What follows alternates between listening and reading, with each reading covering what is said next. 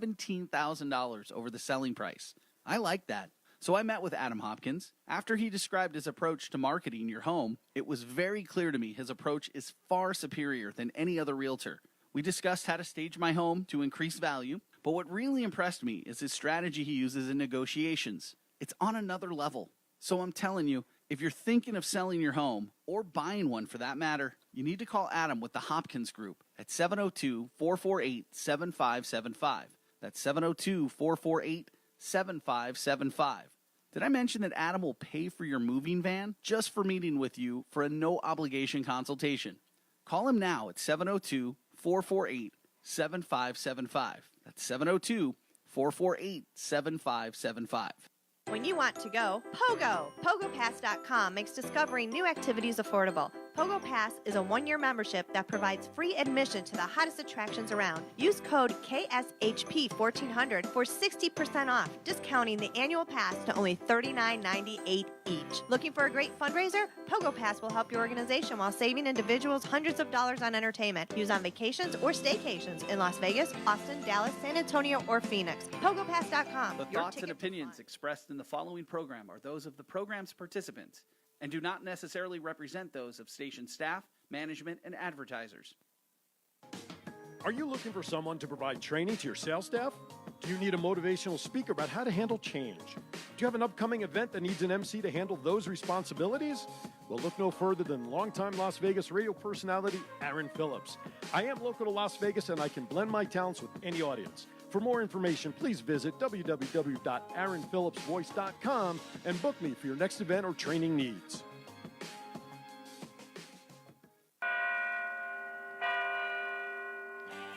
It's that time.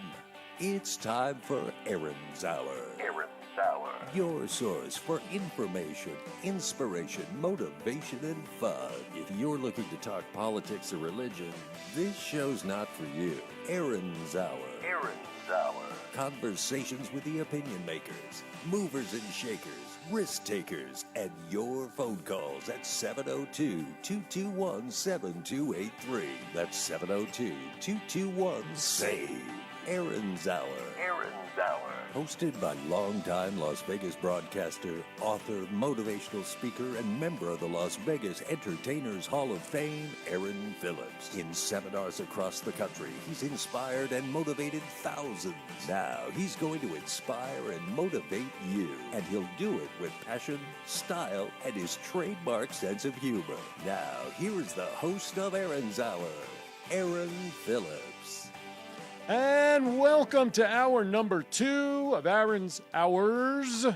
Yes, Aaron's Hour, the best 2-for-1 deal in Las Vegas. One show, 2 hours. Coming to you live from the studios of 1400 AM KSHP here in Las Vegas, and hopefully coming to syndication soon near you. By the way, I just want to mention, for those of you watching on Facebook, by the way, Danny, do you have the Facebook feed up? I do. Do you see that the camera looks up? Did you purposely situate it that way? No, Not that the rest of the studio is important for them to see my waist or my guest waist, but that's fine. The banner's in there. No, the banner's in there nice. I just wanted to get the banner in. That's good. Good cover.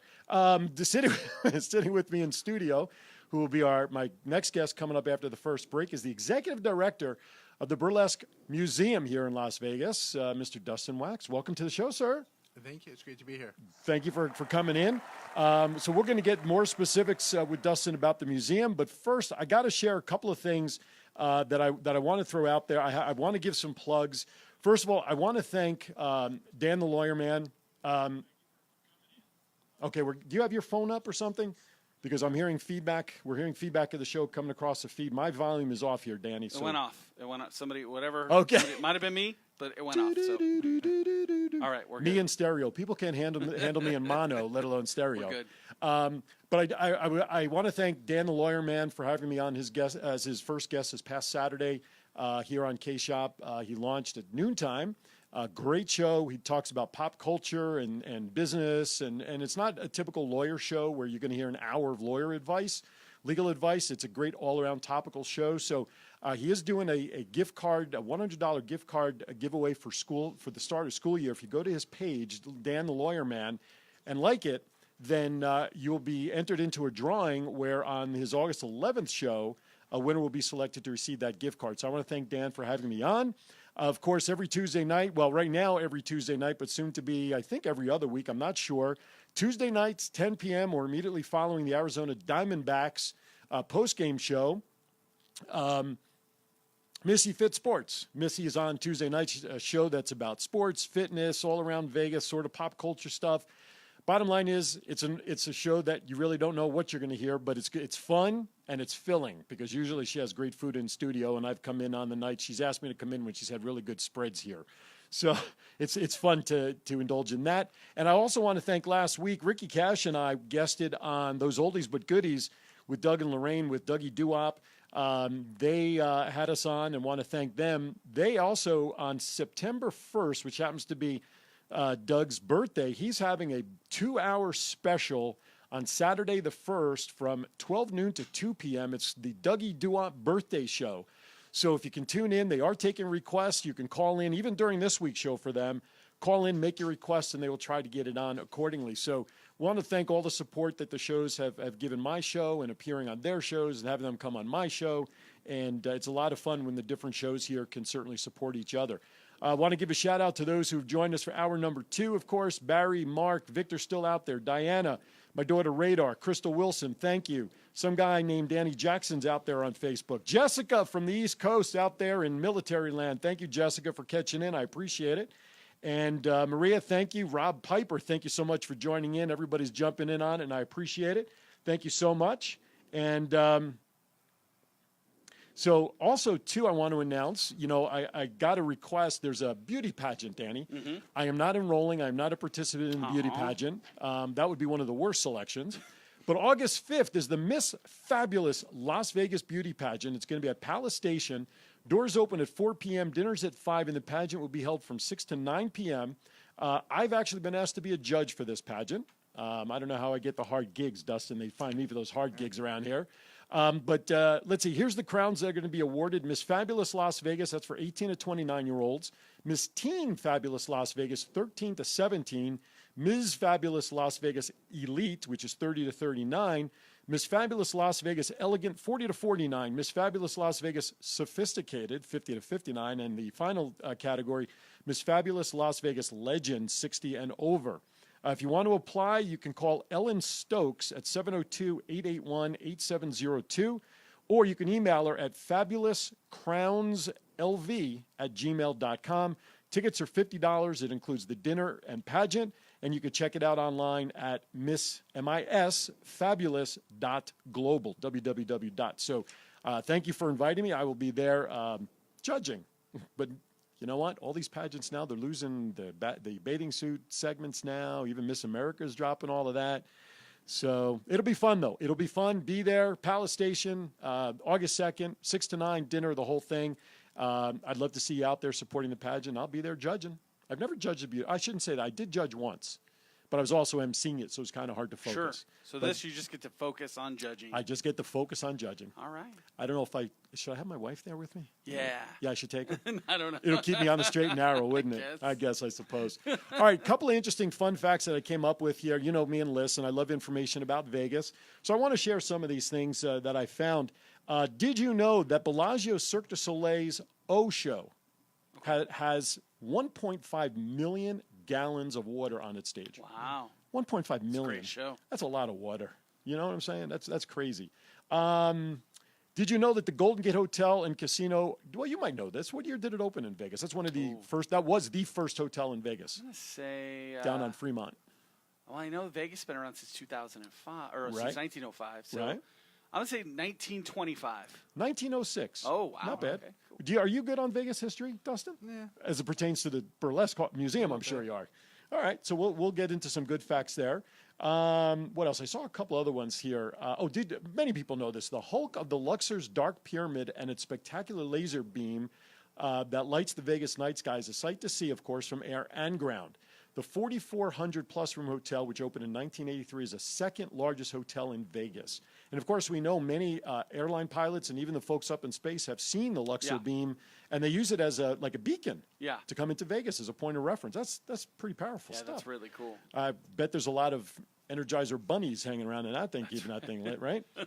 Let's see. Oh, here we go. The distance from which the Luxor sky beam is visible from an airplane on a clear night is 250 miles. Wow. That's huge. Yeah. Imagine having that kind of light on your car as a headlight. Yeah. You Or blind just as a high beam. Or just as a high beam. You blind everybody across the Right. country in one shot. Oh, my goodness gracious. Let's see. What else?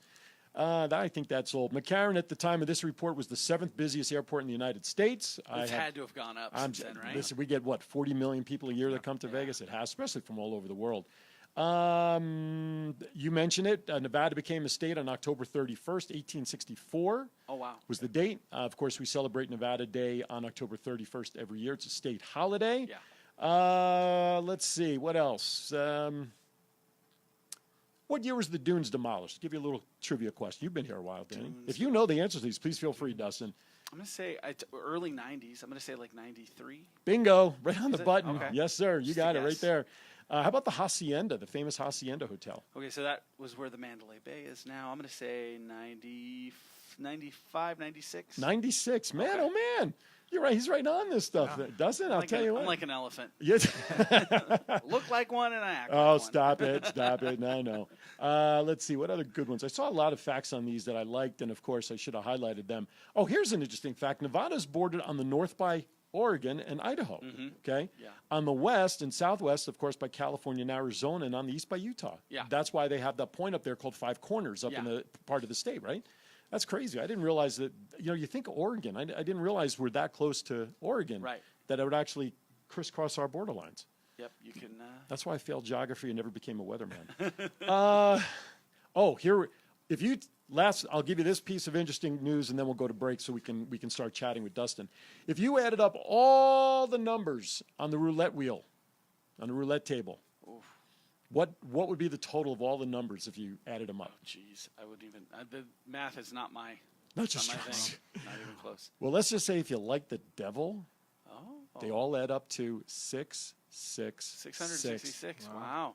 I don't know if that's a good thing or a bad thing, but That's creepy. my gosh, all the numbers on the roulette wheel add up to 666. Oh, that's a cool fact, though. To Yeah. have. Yeah. That and $5 will get you coffee at Starbucks. All right, end of break number 1 here. Now we're number 2. Coming up next, just about anything and everything you've ever wanted to know about burlesque is right here in the Las Vegas Burlesque Museum, which opened up recently this year. And joining us, the executive director, the head honcho, the big cheese, Dustin Wax will join us on the other side of the break. Aaron's Hour. Don't go anywhere.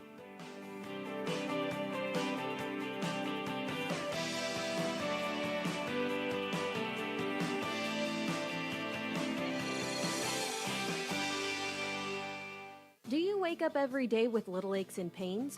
Or worse yet, were you injured in a car accident? Were you injured just getting out of bed? If you said yes to any of the above, then you need to call Doctors Danielle Buda and Jody Altman from the Centennial Wellness Center.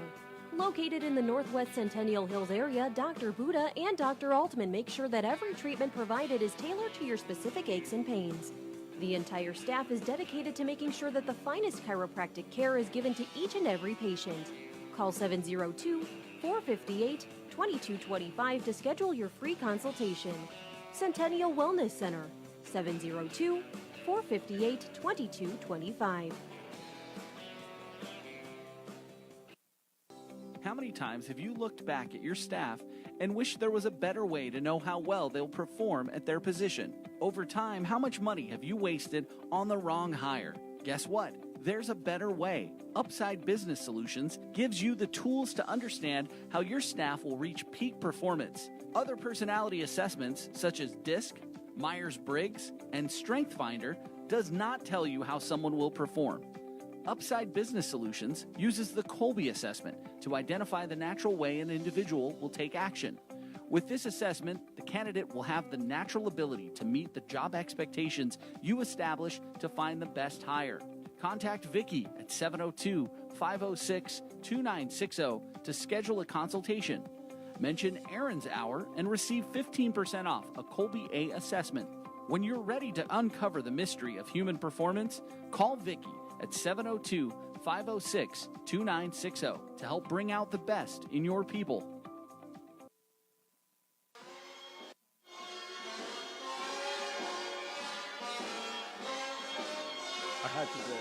I had to do it for Dustin, okay? If this song doesn't put you in the mood for what we're going to talk about, or may put you in the mood for something else, that'll be for later today. By the way, a shout out to my wife. She has told me she is listening via text. She's made it down off the mountain, Danny. Oh, good. I don't know if the helicopter crew. I don't know if did you see a bunch of helicopters, Dustin, flying towards the west when you came in? Then they must have gotten her off the mountain by Signal then. flares Yes, going on, exactly. Help me! All right, she's laughing. Ha ha ha! I'm sleeping in the doghouse tonight. Anyway, welcome back to Aaron's Hour. Hour number 2. My guest this hour. You talk about a change of gears from Victor in the first hour.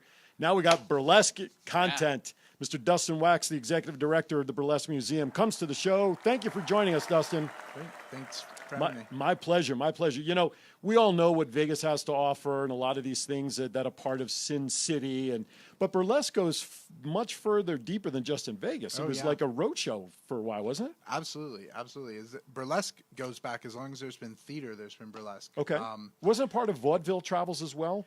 Vaudeville and burlesque are like sort of cousins. Oh, okay. Vaudeville and burlesque in the early 20th century shared that variety show format. Gotcha. But vaudeville was family entertainment, burlesque was for adults. Okay. So you had the song and dance numbers, and you had the variety numbers, and you had the comics, but you had the scantily clad girls and the chorus girls and stuff like that in the burlesque shows that you didn't have in vaudeville. What was its roots? How did burlesque get started? I mean, I could picture it starting like maybe in the old western towns and the saloons to cater to the guys hanging out, the cowboys, stopping over in the town. What's the roots of burlesque? It actually started in big theatrical Did it productions. really? Yeah. Really? Oh, yeah. Oh, wow. The biggest theater in New York City, which is the biggest theater in the United States, hosted the first big burlesque show in the United States. Lydia Thompson and her British Blondes. Okay. They actually started another theater in a smaller theater in New York. They came over from London, but they had so much demand that they moved to this bigger theater. Everyone was shocked.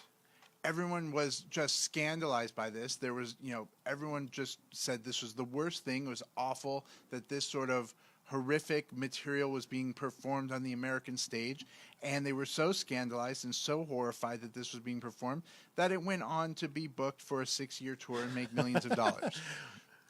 And that kicked off this sort of, trend that there were numerous troupes who named themselves the British Blondes to capitalize on their success. And they were parodies of sort of the light opera and the theater of the time. Okay. They would take well-known shows that were popular with the sort of social elites, and they would make them dirty. They would parody them. To burlesque something is to sort of make it exaggerated to the point of caricature. Gotcha. And usually you do that by adding sex into the mix, by making it, the hero isn't driven by lofty ideals. The hero is driven by wanting to get into the princess's pants, basically. Okay, gotcha. And it was just hugely popular. Right. And then they started, as this became really popular in the cities, then you started it started mixing with the sort of traveling entertainment of the times, and you started the traveling shows, what were called wheels, and the different theaters, small town theaters around the country would subscribe to these wheels, and there were several of them, and they would get a different show in each week. Okay. And they would have some comics and some dancing girls. You didn't have stripping at that time. You didn't have stripping until really the 30s, late 20s. But you had you would get in some comics, and you would get in some chorus girls and some what was called a soubrette, which was the main sort of dancing female lead. And that show would come in, and they would do a couple of skits, and they would do a couple of parodies, and some some dancing, some chorus line sort of numbers, and that was the show. And how long was the show typical? An hour for? Maybe an hour and a half. Okay. See, that's like living the gypsy life, where they're going to different cities and stuff. And that was exactly the same as in vaudeville. I mean, vaudeville had different wheels and different different lines, but yeah, you'd go in town to town to town to town and living a very hard life, really. What would you say was the time when maybe burlesque became, and I'll use this word in quotes, mainstream, where it started being more acceptable as entertainment? Whereas, like you said before, there was a lot of concern about it because of what was in the acts and what it was doing and getting into the sexual acts of performance. When was the time when it was sort of getting more accepted as a form of entertainment, would you say? It always kind of rode that line between, on the one hand, being very popular, Okay. and on the other hand, being condemned by social reformers, often by the the police, the Right, vice right. squads, and whatnot. So in the 30s, when you had Gypsy Rose Lee performing with the Minskys, you had these huge shows, the Ziegfeld Follies, Right. and the Minsky Reviews, and burlesque was a tremendously popular form of entertainment, and Mayor LaGuardia shut down all the burlesque theaters in New York. Wow. So you had both forces sort of playing at the same time. Sure. Here in Las Vegas, in the 50s, Lily St. Cyr performed on the strip at El Rancho, Okay. the very first strip hotel. Right. And you had a lot of performers that performed in all the different shows, but there was always this sort of pressure to be cleaner, to Sure. shut down these shows, to make them more acceptable. Right. And even today, there's a push and pull between what's allowable Sure. and what's Absolutely. not allowable. It's still a content issue. So yeah, so there, you can say strip clubs, which are sort of the grandchildren of the old style burlesque shows, Okay. are mainstream in Las Vegas or Right. mainstream in America even, Right. but they're also not socially Shunned. acceptable. So Yeah, they're shunned. there's always been that push and pull. Right. Well, it makes sense. I see, and it's great that you made that comparison as to how gentlemen's clubs are basically, like you said, a descendant of what the original burlesque shows were about. But that's interesting because, people, I find it interesting how certain fads and things come, how they happen. And, Vegas, I'm here 21 and be coming in on 22 years or 21 years. We had La Cage here. We had a couple of shows that basically were upgraded burlesque style shows. I think there's one that may fall into still that type of category. And I love Jennifer Romas from the Sexy Show down at Westgate. Might be classified as that by some. But really, that here in Vegas, you talk about how things were trying to be cleaned up, aside from the gentlemen's clubs, but in terms of entertainment on the strip, there's not much of that anymore. Yeah, Absinthe to some extent. Okay. I haven't seen the new show from Spiegel World. Okay. The Opium, I think it's called. Okay. But I assume that has some of the same elements. Okay.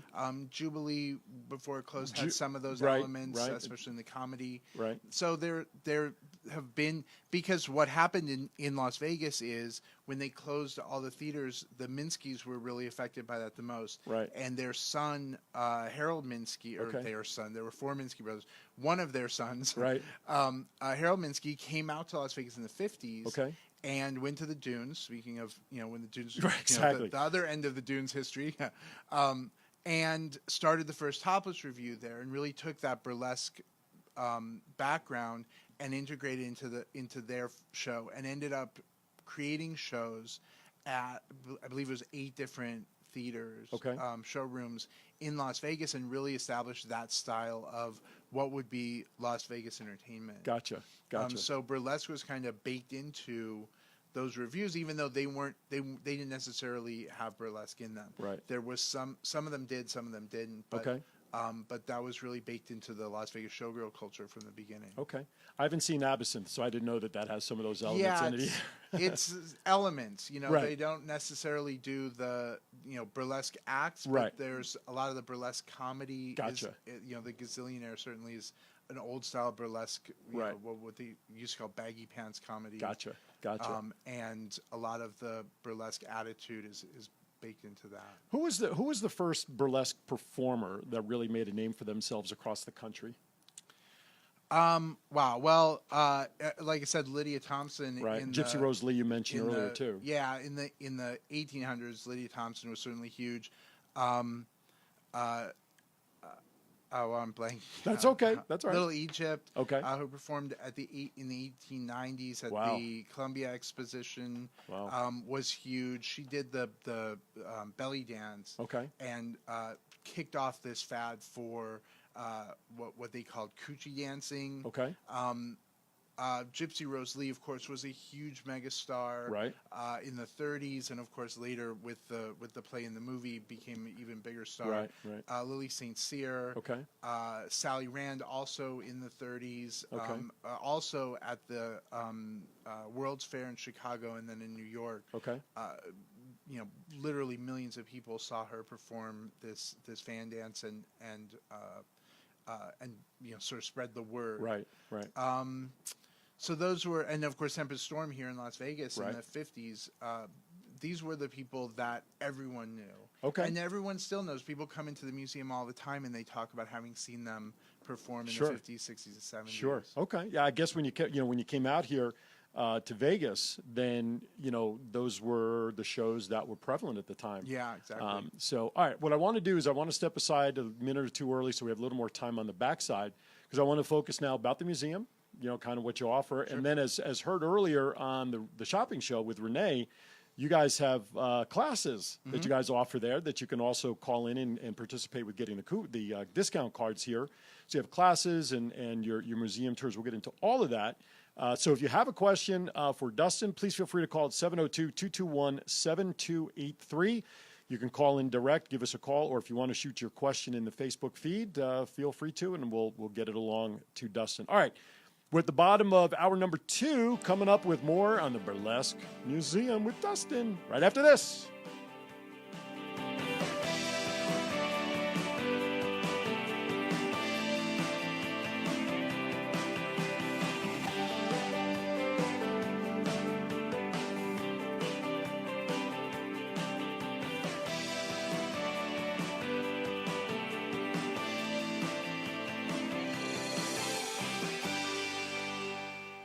Attention business owners.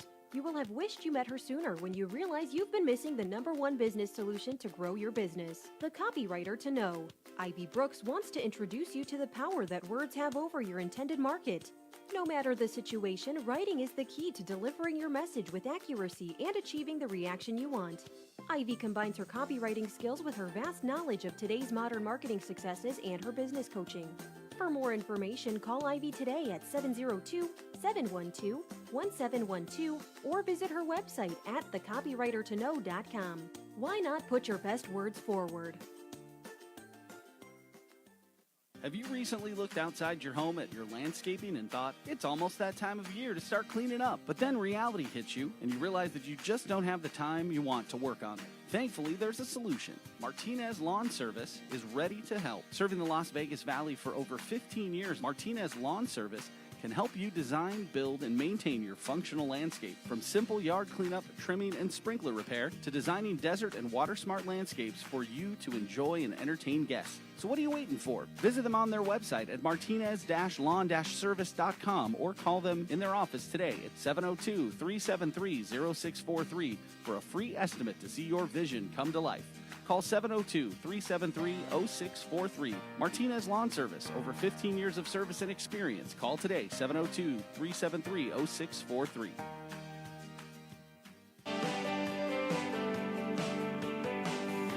All right, welcome back. Aaron's Hours. By the way, I posted on Facebook before we get back to Dustin. August 2nd, for those Yankee fans and baseball historians, was the death of Thurman Munson, Yankees captain and catcher. I'm wearing his commemorative jersey. I got number 15 on the back. But my point of all that is, in honor of him, for the month of August, I am offering a 15% discount on all standard advertising packages to advertise here on Aaron's Hour. Sign up with me in August, and I will offer a 15% discount off of all my packages to become part of my Aaron's Hour family. So hopefully folks will be interested in taking. Just give me a shout. We set up an appointment, no obligation, just to sit down and chat and see if we can do something together to help your business. All right, so let's get back to Dustin. So tell me about how the Burlesque Hall of Fame came about. What was the thoughts behind that in terms of wanting to start a museum to honor that industry? So I like to say we're a new museum with a lot of history. We are actually a 50-year-old idea, and we've existed as a museum for something like 30-odd years.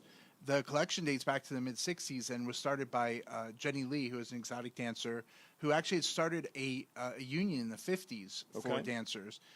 She started the collection, and as part of that, as part of sort of, let's start a Burlesque Hall of Fame to sort of advance our art form, make people take us seriously. Right.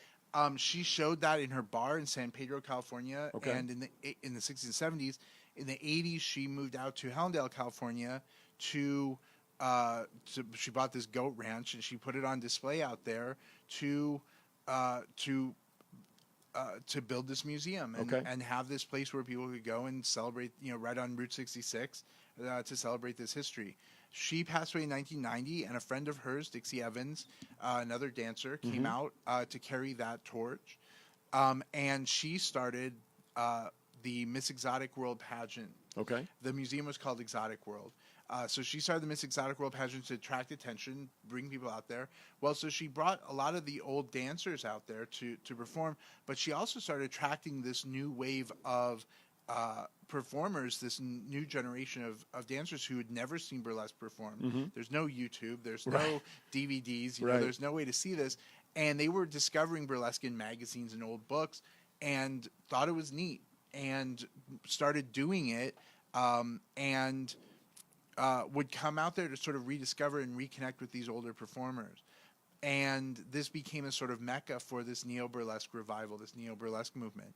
So fast forward 15 years, there's a storm, the roof gets blown off the place, and they really hurriedly, a bunch of people rush out there, pack up the collection, bring it out here, and put it in storage.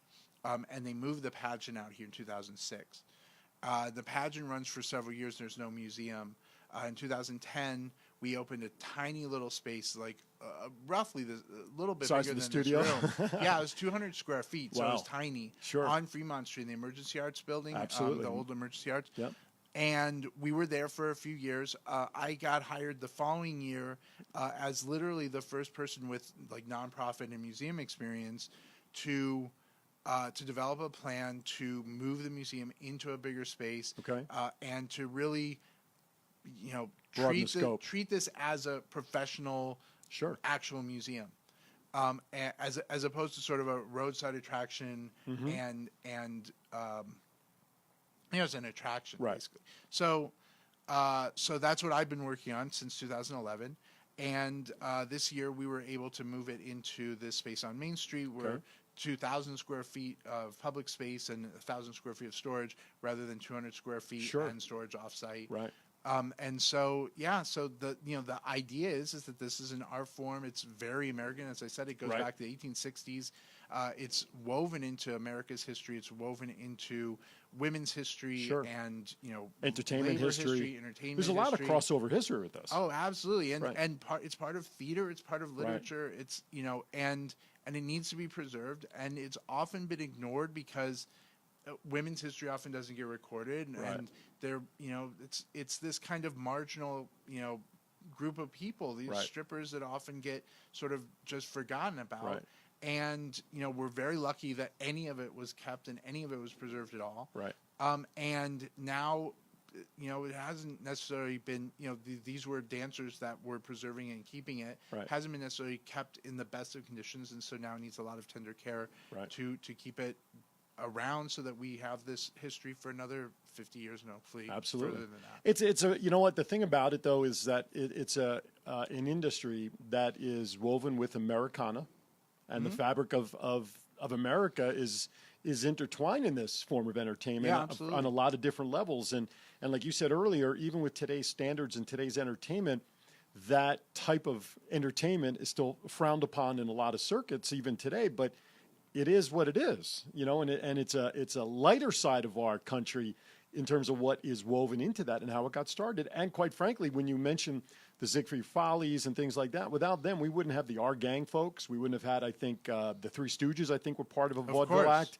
The Marx Brothers. You think about the folks that came out of that environment to make mainstream is incredible. The comedy, we talk about, when we talk about burlesque, we often talk about the striptease Right. aspect of it, but the comedy aspect of it was the big draw in the 1910s and 20s. Right. And that was Abbott and Costello, that was Bob Sure. Hope, that was Robert Alda, that was like every comic Right. that you can think of from that era.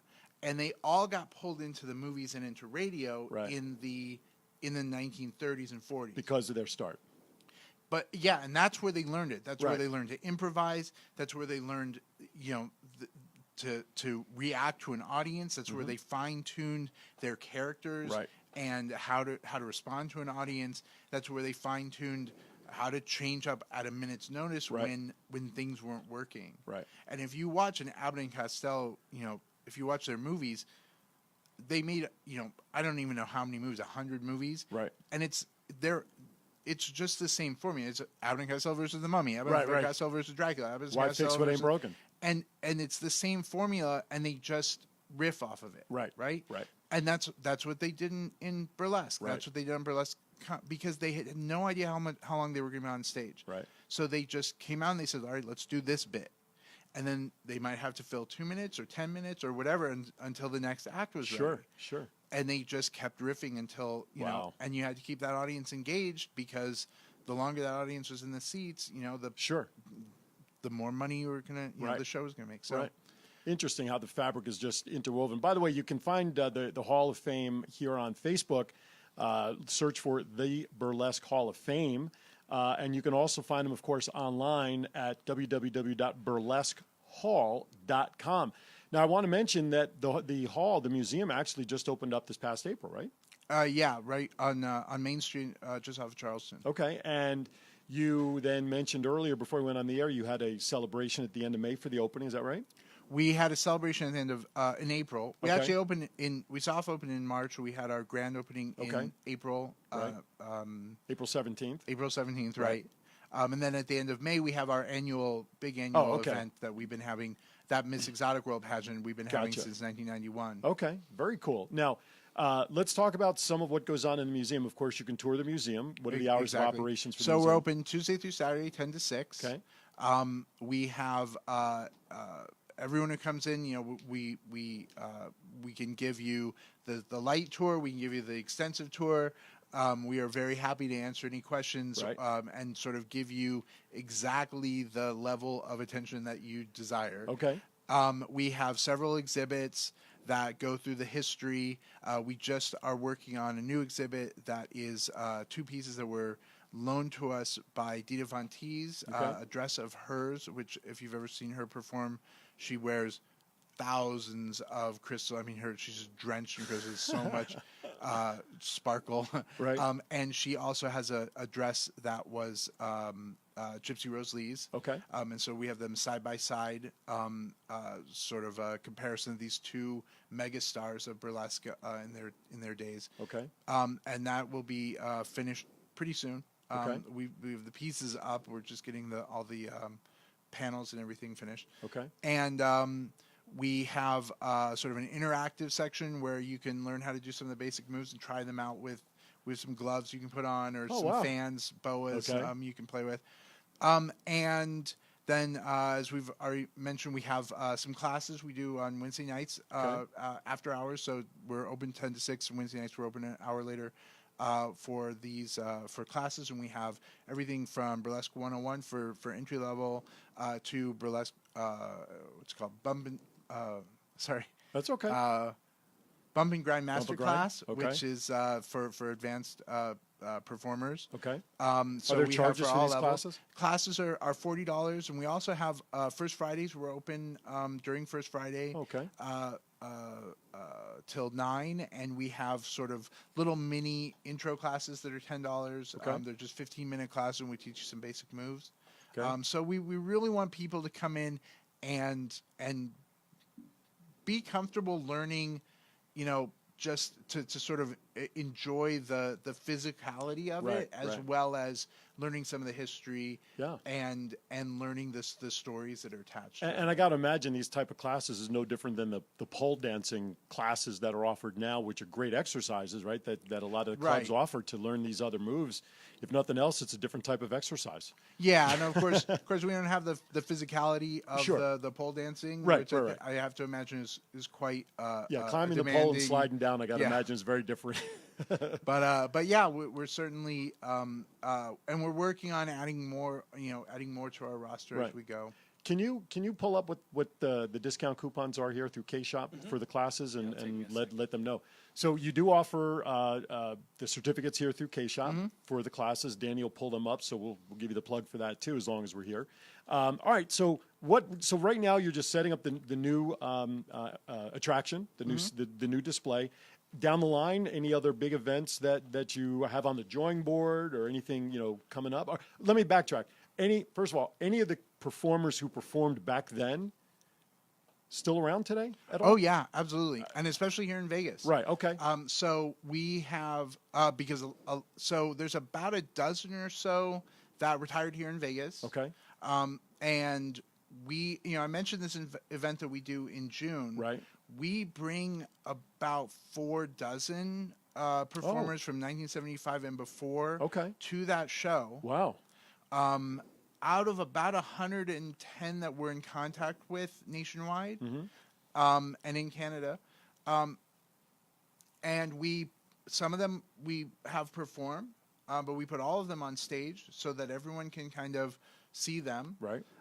And we have all of them do signings and cool. we do a big panel discussion where people can ask some questions, and because we want people to interact with them and learn from them. And to see what kind of performance they did and what their what this is sort of the last of the people you can actually see what performance might have looked like in 1968 or whatever. So we and then, like I said, there's about a dozen of them that still live here in Las Vegas. Okay. And we will be planning events at the museum with them. We will add some of them into our class roster to actually teach classes, but we will also be planning, and we've done a couple of these as we've gone, but not on any regular basis. We will start planning regular events where people can come in and meet some of them. Some of them who performed here in Las Vegas. Dusty Summers used to be in the show that was at Rose Rabbit Lie, Nocturne, Vegas Nocturne. Okay. But she was also used to perform here in the 70s, and was coincidentally Las Vegas's first female pit boss. Oh, wow. And Gina Bonbon used to perform here in the Folies Bergère back in the late 60s. So we have a great history here of performers. Oh, yeah. We have a lot of performers that used to perform here in Las Vegas and elsewhere. And going back, some of them back, Tempest Storm lives here in Las Vegas. We have performers that go back to the 1950s that live here in Las Vegas, and we're hoping to bring them in and at least have them do, bring their photos and sign photos and whatever. A lot of them have books that they've written, biographies and memoirs, and we hope that some of them will come in and do readings and sign their books, and so we'll be doing sort of regular events with them as well. The best way to stay on top of all that is either on the Facebook page or on the website, which, as I mentioned before, is burlesquehall.com is the website. All the information, they're actually up for Best of Las Vegas for museum, Best Museum, which, by the way, I did vote for. Thank you. But if you're out of the area and you don't plan on coming to Vegas soon but still want to help, on their main page, you can become a member, make a donation, etc. If you are local and you want to help out, of course, they're always looking for volunteers. But a lot of great pictures, a lot of great stuff about the museum is right there on the page and or on Facebook. Check it out, man. It's part of not only Vegas history, but part of Americana history. And that's important that we keep that message out. Okay, with that, we're gonna step away for our last break of the day, and when we come back, we're gonna get to know Dustin outside the museum. Getting to Know You's next, right after this.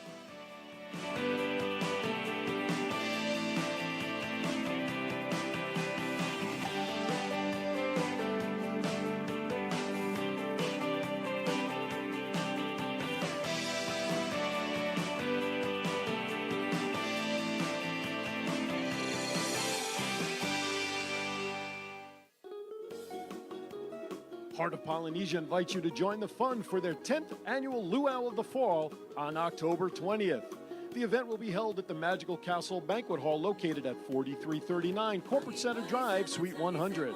There will be wonderful music, beautiful costumes, great traditional foods, and high-energy performances. Tickets are now available in advance by calling Tusi at 702-497-4398. That's 702-497-4398. Doors will open at 3 p.m. Tickets are going fast for the 10th annual Fall Luau, hosted by Heart of Polynesia. Get your tickets today by calling Tusi at 702-497-4398. Mahalo. How many times have you looked back at your staff and wished there was a better way to know how well they'll perform at their position? Over time, how much money have you wasted on the wrong hire? Guess what? There's a better way. Upside Business Solutions gives you the tools to understand how your staff will reach peak performance. Other personality assessments, such as DISC, Myers-Briggs, and StrengthsFinder, does not tell you how someone will perform. Upside Business Solutions uses the Colby assessment to identify the natural way an individual will take action. With this assessment, the candidate will have the natural ability to meet the job expectations you establish to find the best hire. Contact Vicky at 702-506-2960 to schedule a consultation. Mention Aaron's Hour and receive 15% off a Colby A assessment. When you're ready to uncover the mystery of human performance, call Vicky at 702-506-2960 to help bring out the best in your people. Getting to know you, getting to know all about All right, welcome back as we come around the clubhouse turn here in Aaron's Hour number 2. Getting to hope you like me. We're going to get to know Dustin. We've talked burlesque, we've talked museum history, and now I want my listeners to kind of get to know you outside of the museum. Rapid fire questions, nothing to worry about, nothing that's going to make your head go on fire, make you run out of the studio. Just what first thing that comes to mind in terms of the answer is all that I'm kind of looking for, okay? Okay. All right, here we go. First question. What's your favorite all-time song that you just love to rock out to? My favorite all-time song. You know, when it's on in the car and I you're am kind of by stuck yourself. for an answer. I actually really love music, and I'm like, if I answer this, I'm letting all my other favorite songs down. Let's see. I love Can't You Hear Me Knocking by the Rolling Stones. Okay, all right. Very good. I'm going to go with that one. Favorite all-time actor? Whether TV, Phillips whether Seymour Hoffman. Oh. And I always said he was going to play me in the movie, and then he went and died. Oh. So, favorite all-time actress? favorite all-time actress. I used to really like Gina Davis. I don't Yeah, know. I've Gina seen her in Davis a was bunch good. of stuff lately, but Did you like her in A League of Their Own? I did. Yeah, I did. She was good, wasn't she? Yeah. Favorite all-time movie that when it's on, you just drop everything. You know, I'm of that generation where all the Star Wars movies are just, those are my jam. That's yours. Yeah. Okay, Star Wars. That's good. Favorite cartoon character growing up and why? My favorite cartoon character growing up. I told you, these questions will be all over the place. Yeah. God, what did I like growing up? Were you a Saturday morning cartoon guy when all the cartoons were on? I was. And you know what I really loved was Thunder the Barbarian. Yeah, that's one we haven't heard yet. And I couldn't tell you why. I'm sure it was really stupid. But wasn't that like a takeoff of Thor, basically? He was kind of modeled after Thor. He had a sword that was made out of like crystal, maybe. Okay. And I don't know. All right. But it was. That'll give you something to think about later into today. The sword and sorcery stuff when I was a kid. Oh, okay. And that, Harry Potter fan then too, with all their swords and stuff. Yeah, as a grown up. Okay. All right. I'm not supposed to like go around saying that, but whatever. Why not? Why not? Do you have something with the museum that you can't talk about, the Harry Potter stuff? No. All right. So this kind of goes back to your song. What's your favorite genre of music? What we used to call college rock. Okay. Before they started calling it alternative, and then they started calling everything alternative. But like REM, The Replacements, Tom Waits. Okay. All right. That's good stuff there. If money were no object, what would be your all-time favorite car that you would love to see parked in your driveway? Oh, money was no object. I used to love the James Bond Aston Martin. Oh, the Aston Martin. Yeah. Didn't they bring that back with Mike Myers in his? Oh yeah. Why can't I think Austin of it? Powers. Austin Powers. Yeah. Didn't he drive an Austin Martin I in think that? so. Kind of. Maybe Kind of little yeah, spoof like an there. older model. Yeah, that's what I thought. All right. Favorite leisure thing to do in Las Vegas, not counting visiting the Burlesque Museum. Yeah. Favorite leisure thing to do in Las Vegas. I love to go out to like Valley of Fire and Red Rock. Okay, so you're a naturalist. You like the natural beauty that. I don't get to do it very often, Sure. especially since it's hotter Hot than now. anything like 6 months out of the year. Right. But yeah, I'm a big fan of that. Do you hike up there often? Where's your favorite not- spot in not Mount Charles? often. Up in Red Rock. I'm actually I'm an anthropologist by training, Oh, okay. so I'm a big fan of the petroglyphs out at Valley of Fire. up at Valley Fire, yeah. Like at Owl Rock. Yeah, and- I've seen those out there. Years ago when my kids were smaller, we used to go out that way and we climbed through some of the caves and stuff. We saw some of the rides. That was pretty cool. Some pretty good. So you're kind of like who Josh Gates is on television, the Travel Channel? I don't. He does a show called Expedition Unknown. I think he's actually an archaeologist by trade. And he goes all over the world finding the hidden treasures and backstories and stuff like that. So I like him. What's your favorite Las Vegas thing to do? My favorite, like, sort of traditional Las Vegas thing too. Yep. This wasn't always, but my wife is a big foodie, and she has really turned me on to like the great restaurants we have here. Yeah. I was always like, you're gonna pay $200 to go out to dinner? That's ridiculous.